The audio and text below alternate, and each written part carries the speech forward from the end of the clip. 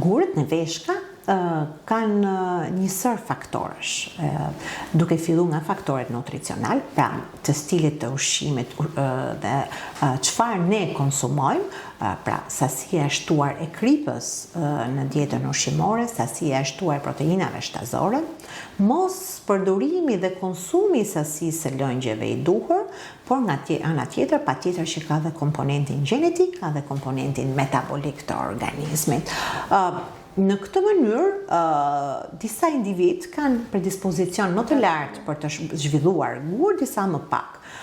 Në momentin që diagnostikohet, në momentin që zbulohet ky predispozicion, që lehtësisht është i evidentueshëm përmes analizave të gjakut, të urinës dhe ekografisë, pra një ekoje abdominale që identifikon dhe zbulon praninë e kristaleve apo të gurëve në veshka, është pastaj situata është lehtësisht e menaxhueshme. Çfarë do të thotë? Nëse ne bëjmë një studim metabolik të gurëve tanë, ne identifikojmë riskun, faktorët e riskut dhe ndërhyjmë në trajtim përmes skemave të personalizuara të personit për të mos zhvilluar më gur.